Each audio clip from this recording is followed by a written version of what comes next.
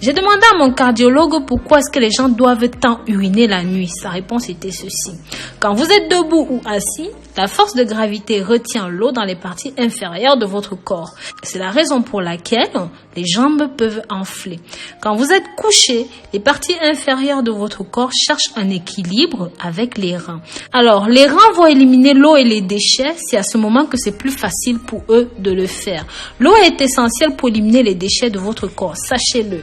J'ai donc demandé à ce cardiologue quel est le moment le plus favorable pour boire de l'eau. Il m'a répondu ceci.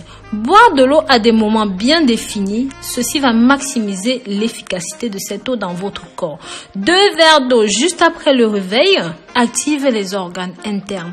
1 verre d'eau 30 minutes avant chaque repas améliore la digestion.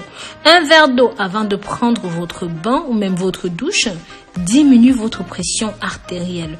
1 verre d'eau avant de vous coucher évite un accident vasculaire cérébral ou même un accident cardiaque, ce qui est notre sujet du jour. Donc, boire de l'eau avant de vous coucher évite d'avoir des crampes dans les jambes pendant la nuit parce que vous devez savoir que vos muscles des jambes attrapent des crampes lorsqu'ils sont à la recherche d'eau et même d'humidité. Si vous buvez un verre d'eau avant d'aller au lit, cela empêchera beaucoup de choses. Mes amours, je vous invite à partager ceci pour que ça touche un maximum de personnes. Ça peut grandement sauver la vie. Au lieu de partager des informations inutiles, partagez ceci. Vous pouvez être sans même le savoir un futur sauveteur de quelqu'un. N'oubliez pas aussi que selon ce médecin, la majorité des crises cardiaques se passent le jour, habituellement entre 6 heures du matin et midi. Avoir une crise cardiaque la nuit, au moment où le cœur doit fonctionner à son rythme le plus calme, signifie que quelque chose d'inhabituel s'est passé. Des études faites par des professionnels de la santé dans ce domaine ont démontré que l'apnée du sommeil, le ronflement sont aussi à blâmer dans ce contexte-là. Si vous prenez une aspirine tous les jours, le mieux est de prendre cela le soir parce que l'aspirine a une durée de vie de 24 heures. Donc, si la plupart des crises cardiaques se produisent dans les premières heures de la matinée, l'aspirine serait plus concentrée dans votre système circulatoire et pourront grandement vous aider, et ceci même à votre insu. Vous devriez toujours avoir de l'aspirine à vos côtés, à côté de votre lit, votre table de chevet, tout ça. Ceci pour la simple raison que si par hasard, et que je ne vous le souhaite pas, vous êtes victime d'une attaque, il suffira alors simplement de dissoudre immédiatement 2 aspirines dans la bouche et d'avaler avec un petit peu d'eau. Il y a d'autres symptômes d'attaque cardiaque en plus de la douleur à la poitrine, dans le bras. Vous devez aussi prendre en compte des douleurs intenses à la mâchoire droite ou dans le cou, ainsi que les nausées et parfois beaucoup de transpiration. Mais sachez que ces symptômes peuvent aussi arriver fréquemment et parfois pas tous les mêmes et même pas tous en même temps. Mes amours, je vous recommande de regarder cette vidéo jusqu'au bout. Ici, je vais vous présenter tous les symptômes qui devraient vous alerter.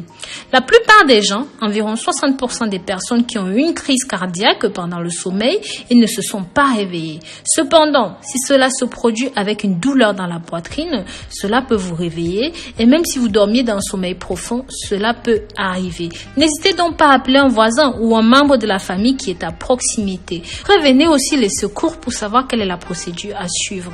Ensuite, ayez le réflexe d'ouvrir la porte d'entrée de votre maison et de vous asseoir sur une chaise près de la porte d'entrée pour respirer le maximum d'air frais.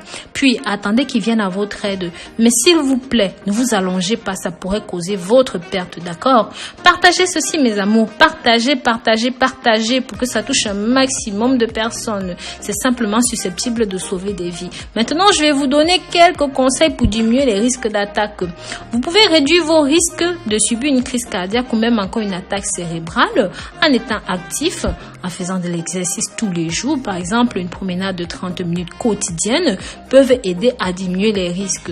D'autres mesures que vous pouvez prendre pour réduire les risques sont de surveiller votre alimentation.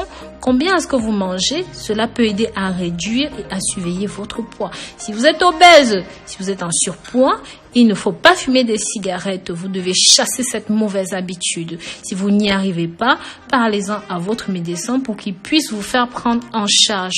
Pareil, en cas de cholestérol, contrôlez correctement votre glycémie. Cela peut diminuer les risques d'avoir des crises cardiaques. Sachez aussi que certains médicaments pour le diabète peuvent travailler mieux que d'autres pour réduire les risques de crise cardiaque, et soyez très alerte aux médicaments que vous prenez. Donc voilà, j'espère ici que j'ai pu vous apporter quelque chose. Mes amours, n'hésitez pas dans les commentaires à partager vos expériences.